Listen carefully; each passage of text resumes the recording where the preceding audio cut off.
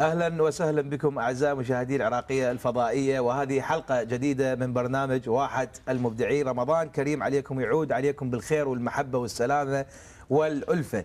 اليوم ضيوفي غير ضيوفي، شيء ما يشبه شيء. أستاذ مهندس في مجال الإعمار، وست في مجال الفن.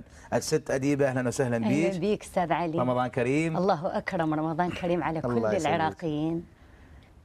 تسلمين. أو على الأمة الإسلامية جميعا إن شاء الله. شكرا لك، رمضان كريم عليك إن شاء الله، يعود عليك بالخير والسلامة والإبداع والصحة والعافية للجميع إن شاء الله. أرحب بالأستاذ المهندس كامل الكاملي، رمضان كريم عليك. أشكرك، رمضان كريم وربي يوفقكم ويسلمكم. بصراحة أنا اليوم أنتم مبدعين وأنا فرحان بكم احنا أكثر فرحانين بك. واليوم نسوي دردشة حلوة ونشوف التقارب بين الفن والإعمار. مرات يقولون إن الإعمار هو هم فن. أكيد فن يعني فن تذوق، يصعب على البعض القيام به، يعني يعتمد على الموهبة. يعتبر فن حسي، فن حرفي أكثر ما هو حرفي. حرفي أكيد حرفي. فن حرفي. آخر أعمالك سجلنا رمضان جلسات ومقالب طبعا. نعم. راح سووا بيك مقالب؟ نعم سووا بي مقالب. يعني كل سنة ما تخلصين من المقالب؟ ما خلص، مستحيل. إلى أنا أموت، من أموت يلا يعرفون مقلب من المقالب راح أموت. احنا بصراحة دائما نطمح انه نسمع صوتك. عمري نريد نسمع عنا شيء بداية الحلقة والبرنامج. من عيوني من عيوني. الله يسلمك. اكيد جمهوري الحبيب مشتاق الصوتي، اكيد صار له هوايه مسامعني. شغني لهم. كيفك تغني لنا؟ نعم الله. والاستاذ كامل همينه يريد يسمعك همينه ان شاء الله. راح اغني لهم يا حبذا أغنية علي من يا قلب. من عيوني من عيوني من عيوني، ذوقه جميل. علي من يا قلب تعتب علي من، هويت وجربت ومنت بمن. علي من يا قلب تعتب علي من، هويت وجربت ومنت بمن. ما للحب امانه بس هجر وخيانه. ما للحب امانه بس غدر وخيانه. وعلي من يا قلب تعتب علي من. جميل جميل. عاشت يديك وعاش صوتك وصح لسانك. فدوى قلبك، تسلم لي اخوي. استاذنا العزيز، انت هناك بالغربه تسمع هاي الاغاني؟ يعني مو دائما، لكن اولادي من تسمع هاي الاغاني يعني اكيد يزيد بي الحنين، ويعني تدمع عيوني. اكيد. انا يعني سبب ارتدائي للنظارات هو حساسيه عندي في النظر. سلامات. ويعني اغلبيه هذا الموضوع اجى من بكائي على الحنين للعراق. الله. شوف. يعني انا توقعت من دا يتكلم الاستاذ قلت هاي يجوز من الاعمار والتراب اللي يشتغلون به، ولا قلت توقعت يعني عيونه. فانت من الحنين للوطن؟ اكيد، يعني الوطن يا اخي يعني نفس الام الكبيره. الام الوطن كل احنا تجمعنا. نعم. من تبعد عن امك استاذ علي شو يصير بيك؟ تتاذى جدا. اكيد طبعا. يعتبر الوطن مثل الام. مثل الام بالضبط. انا عندي انت داخل العراق، تحنين للعراق انت وداخل العراق؟ انا وداخل العراق احل العراق. تصدقني علي؟ ما جربتي تطلعين خارج طلعت بالخارج، ما قدرت ابقى. أنا هواية سافرت، هواية عندي حفلات. شنو رأيك في المغتربين العراقيين اللي خارج العراق؟ الله يساعدهم والله يقويهم والله يساعدهم. شلون متحملين؟ علي أنا من أروح بنفس اليوم، من مو أوصل للدولة اللي رايحت لها بنفس اليوم أبكي. من يودونا للفندق أقوم أبكي، أقول لهم رجعوني، أريد أرجع، ما أقدر وما آكل علي. بس ما شاء الله عيونك يعني قوية، ما لابسة نظارات. أنا لا ما لابسة نظارات. إحنا إن شاء الله دائما قوية، وإن شاء الله تتخلص من ألمي بقلبي، ألمي بقلبي. أستاذ كامل، مجال إبداعك أنت في ظل ظروف موجودين بأوروبا مبدعين، فأنت أهنيك على أنه تميزت عن الكم هذا الهائل من المبدعين. فأريد أعرف نوعية إبداعك.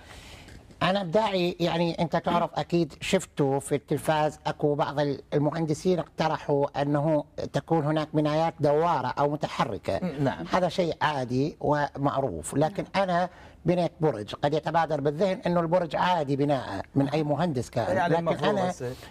الإبداع يكمن في بناء 88 طابق تحت الأرض تحت البرج، يعني تحت الأرض؟ تحت الاساس البرج؟ مهندس. مكملة للبرج، تحت البرج؟ يعني مكملة للبرج، مكملة، حسيبة، يعني مكملة ست للبرج، أديبة. ست أديبة عفواً. مكملة للبرج، مكملة للبرج. 80 طابق ما شاء تقريبا. الله. هذا كل ما يعني شلون انتم تسموها يعني يفول في المؤجرين. يكون يعني يشتغل. يعني ترفع البنايه طابق من تحت الارض، لذلك يعني يكون قصده استثمارها اكثر للمستثمر. يعني هو قصدي ست أديبة. اختراعك استاذ، عفوا أي ممكن. اختراعك هذا تصميمي ابتكار، عذرا ما وليس شاء. اختراع. عفوا تصميمك؟ تصميمي عفواً. يعني مثلا انت تيجي يعني البنايه مفوله. ايوه انتم شلون تسموها بالعراق؟ ايش تقولون؟ يعني أنا- مؤجر. كثافة السكان يعني يعني قد ما ياتون مؤجرين اكثر يجون. هذا تحفة. يرفع جكات خاصه، جميل. طابق او طابقين حسب المؤجرين. تصميمك هذا. على العلم. ما شاء الله، ليش تضحك علي؟ شنو السالفه؟ اقطع تصوير شباب. استاذ شلون تدخل؟ شنو؟ انا ما اعرف شنو سبب ليش استاذ ما اقتنعت. لا انا اقتنعت والله والله من يصير كثافه سكانيه وتفول. ما هو يعني ما هو أنا- العمارة أستاذ، يصير. انا اتشرف اكيد بس ما شايف. حضرتك انت اكو شيء صاير هنا شباب لا هم لا مش مقتنعين. بس وقفنا التصوير يعني. لا انت يعني شنو شهادتك او تحصيلك الدراسي؟ انا بكالوريوس فنون جميله. فنون اذا ما جميلة. تستوعب اكبر من عقلك يعني. هذا النوع تتهمني شنو هالميانه لا اللي صارت. ما هو لا لا لا لا لا, لا ما هو عذرا استاذ. احنا متشرفين بك استاذ، بس احكي لي بشيء اقدر قصده ما تستوعب اللي دا يقوله. ما استوعب. أو ما تصدق اللي دا يقوله. الامكانيات اللي موجوده في الخارج عكس ما موجود ايه هنا صح عندكم. علي صحيح. إحنا امكانيات عندنا جكات برا عملاقه تختلف عن انا الامكانيات كل شيء. انا حفرت متحف في داخل جبل ولم استخدم اي اله حديديه. ممكن نرجع للجو، ممكن نرجع للجو ونحكي بهذا الموضوع ونعود ذاك الموضوع. نعود ذاك الموضوع لانه بصراحه انا ما اريد يعني انا ارجو مشاهديني بشيء انا ما مقتنع به. لا ارجو برنامجي يعني انا هذا اعدادي بس انتوا جايبين مهندس كمهندس ومبدع. صدقيني حتى يعني الاخراج ده يقولوا لي شنو الحكي هذا يعني. اسفين يعني بس الامكانيات برا تختلف عن هنا. يعني مثلا انا تحب صحيح علي. اقول بنيت لي مثلا عماره ولو شو تحب تقول انا هذا بداية. لا استاذ اكيد انت مبدع جاي يعني مقابل الست اديبه مبدعه ولا غبار عليها. اختصاصك مبدع ولو ما دا نفهم بالضبط يعني اللي او ما دا نصدقه.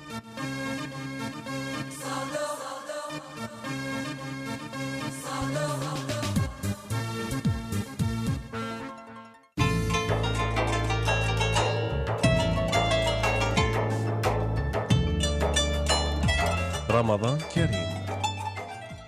أعزائي المشاهدين عدنا وياكم بعد الفاصل وبرنامج واحة المبدعين. استاذنا العزيز ممكن التليفون صامت لانه احنا ما يصير ياثر على الصوت. لا ما هو اجاني يعني مسج يقول لازم تتصل لي ضروري. ممكن إيه؟ ناخذ فاصل ونرجع لكم اعزائي المشاهدين. هذا ضروري استاذ؟ ضروري جدا. يجوز ضروري اذا ضروري شكو بيها علي.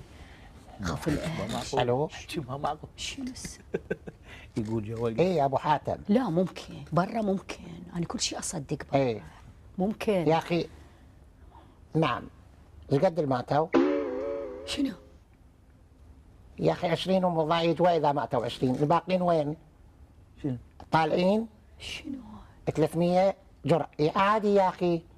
يا اخي عادي سهل الامور. عماره وقعت شنو يعني؟ يعني عادي يا اخي انا في العراقيه اطلع واتصل لك. اوكي حاول لا تتصل بعد. غلق ممكن تخليه صامت لانه لو صامت لو يغلقه ولا كل سعيد. نسيت منين يغلق نسيت. شنو هذا اللي صار؟ شنو الماتوا شنو؟ لا عماره واقعه هنا. عماره وين بالعراق ولا باوروبا؟ لا بالعراق. ويلي هو يعني ليش واقعه؟ ما هي ادوات البناء الموجوده في العراق عكس ما موجود في اوروبا. دخلت هاي صار في 20 واحد ميت وهاي مشكلتك انت غير تشوف النوعيه بالسمنت والنوعيه بالامور. عموما ارجع لقائك. شنو هو مصمم العماره علي؟ أنا وقتي ليش هو مصمم العماره؟ طبعا لا انا ما مصمم، انا المقاول اللي مقيم الشركه مالتي نفذت اللي في العراق. ايوه 20 واحد ميتين تقول له عادي ولا يهمك؟ عادي. وشنو ليش تقول له عادي استاذ؟ 20 عادي. شلون ليش؟ المؤجرين لو واحد مو عادي لا المؤجرين أروح. المؤجرين 300 ست. فانت ضمنت 280. لا لا لا يعني 300 اكو شو اسمه ما اعرف ايش قد مصاوب يعني جرحى. اي مصاويب اسمه مصابين حتى ما يعرفون مصابين وصار له هوايه استاذي العزيز. علي شنو السالفه؟ شنو السالفه؟ اي انا ما مجبور يا حبيبي. لا عيب عليه. اوكي استغفر الله. نرجع للجو استاذ، نرجع للجو. راح العالم عندهم صارت هيك. استغفر الله العظيم. حتى ما اعرف شلون واللي تربى بالخارج يا اخي انت عندك واحد بالعماره العاطفه تنتزع من قلبه. معقوله يقول لي ابكي على العراق؟ لا استاذ قلت لي انا ابكي على العراق. اللي يتربى برا ويعيش برا العاطفه تصير جافه. ما اسمح بهذا لا الكلام. ضيفتي تسمح. لا انا دا اعبر عن رايي بصراحه. تسمح ولا ما تسمح؟ عندك واحد من اقاربك ميت بالعماره. كل العراقيين اقاربي، كل العراقيين اولادي، كل العراقيين اخواني. شنو ما ابيع؟ لا مو مساله انا ما ابيع. انا وطنيه. ارجوك انا احب بلدي واحب شعبي. وطنيه جغرافيا هذا ما يخصني. انا مو هذا 20 واحد ميت عندك استاذ. شلون تقول له انا جايب مهندس يعني بعدين المشكله مو يمي. اول شيء انت المفروض تحترم ضيفتي ومبدعتي. ما هي تقول انتزع من قلبه يعني انا انسان مجرد. شلون تقول على الميتين وخليه يموتوا؟ مو مشكله 20 او 10 ما ادري ايش قلت هسه بلي فيما معناه انه ما متم. انا قلت تمنيت التصوير يكون دائر ويعيدون الحلقه. ايش قلت؟ انا قلت عادي في 20 عادي افضل من 300. افضل من 300 والله لو واحد هم مو عادي. يعني ست اذا عندك 6 جهال ويحترقون 3 و3 طيبين تبكين؟ طبعا ابكي، كلهم اولاد طبعا ابكي. ما هو 3 موجودين لي من تربينهم. ولويش العماره توقع؟ لويش هذا لا ما وقعت العماره هذه ولويش هالمال؟ ولدك احترقوا مثلا. وزعلت من قالت لك العاطفه تنتزع من عندهم وايد. طبعا انتم الناس عمليين يقول 20 عاشوا. شنو هاي؟ شنو رايك ست؟ عندك اقال واطلع انا انت ماخذ فلوس حبيبي، انت ماخذ فلوس وجاينا. يعني شنو تجيب الفلوس وتطلع توكل بالله. مساعد ممكن اكمل يا ست اديبه؟ علي شنو السالفه؟ لحظه.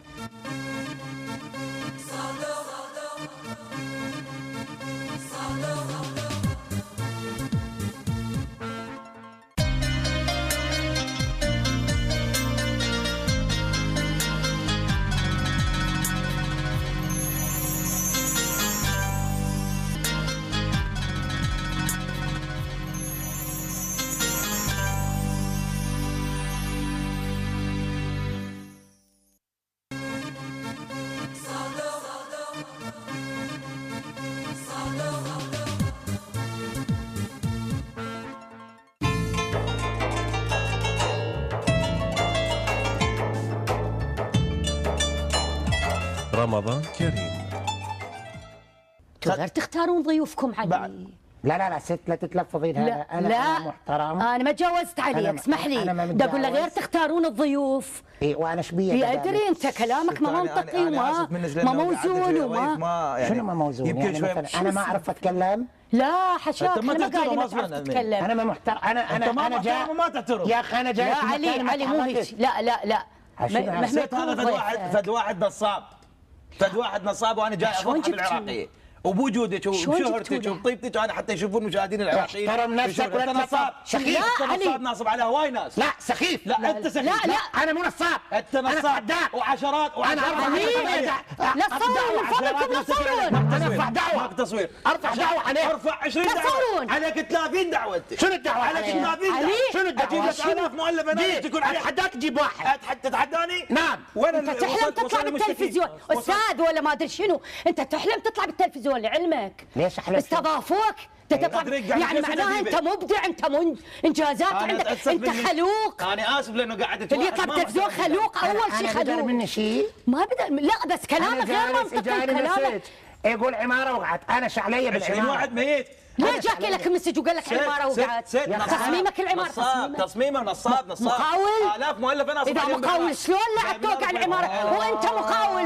جاي من اوروبا يضحك على العالم. بس الصوت منكم علي، انتوا اللي لا استغربتوا. لا، أنا جاي أفضحك. انت مدفوع، انت مدفوع مشتكي انا جاي مدفوع من أنا جاي اضحك عليك. لا انت مدفوع. تعال تفضل حبيبي. لا علي. تفضل حبيبي، تفضل ابني. شو اسمك انت؟ السلام عليكم. هاني.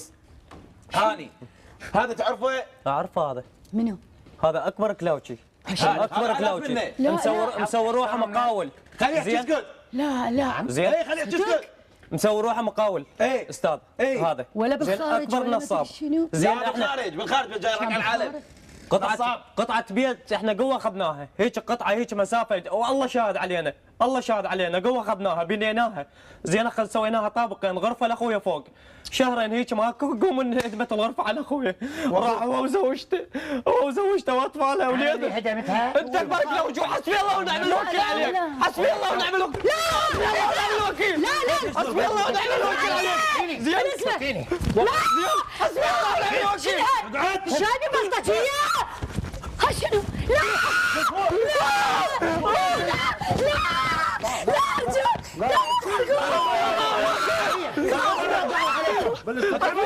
الله يجزاك بعد، الله يجزاك بعد. كلاوتشي ليش ابن اخويا شارم راح جوزتها ليش؟ شنو هذا؟ حسبي الله ونعم ايش بكم علي؟ هاي ليه تزيتوا علي ليش؟ الزموه هذا الزموه.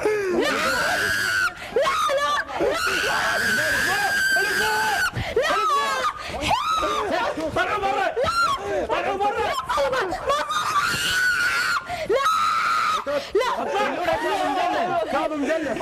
كاظم مدلل شوار مبارك.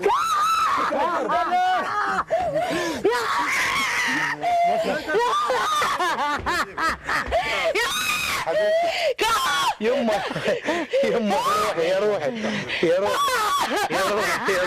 كاظم مدلل شو كثير ايش بيك؟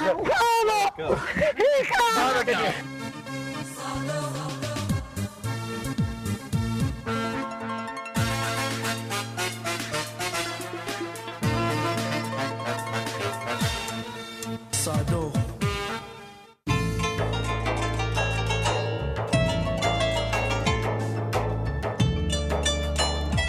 رمضان كريم. شلون غيرت انت بمقلب طحت بيها، بس انت كونك امراه طحت بيها. شرب مي هدي. استريح الله. انا الولد خفت على الولد. برنامج كاميرا خفيه. عبالي فلتت منك كاظم. قلت لهم ايه هالمره فلتت منك، حافظ العيال. خاف موت تصير على كاظم. وقلت لهم الموت راح تصير عليك ايد كاظم. والولد بس شلون غير الشكل؟ عندنا ماكير.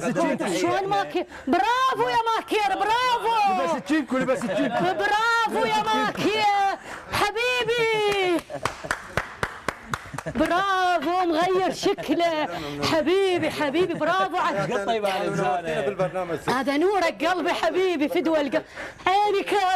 عجبتني اليوم ما لابسه الباروكه مالتك واشلحها. هذا متوقع صدق والله. وقلت اخاف توقع يعني من دا اغني من اسوي. يا اقول هذا مو طبيعي. هذا زين انت الشرف حبيبي كاظم. حبايبي انتم انا احبكم جدا، احبكم ومن خابرني البارحه اسعد قلبي وروحي. قال لي كان ضيف عند علي نجم. قال ضيف كنت عند علي نجم. انت اليوم قلت له بعيني. رمضان كريم. سؤال برنامج طحت فيها لهذا اليوم عن الفنانة أديبة. ما هي الأغنية اللي اشتهرت بها الفنانة أديبة؟ 1 تانيني صحة عمي يا جمال. 2 بصرة وعينه مكحلة.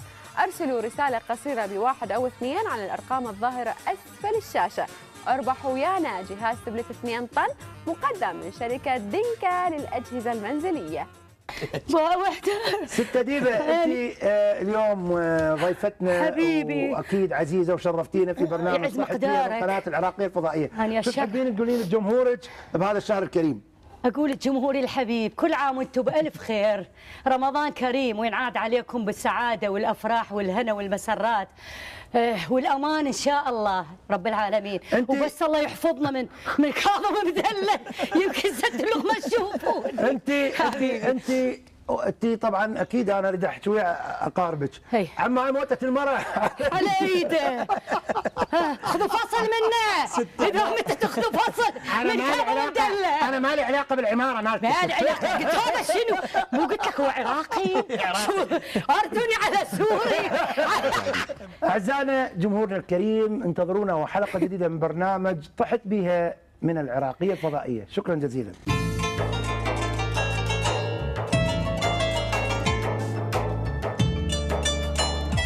رمضان كريم.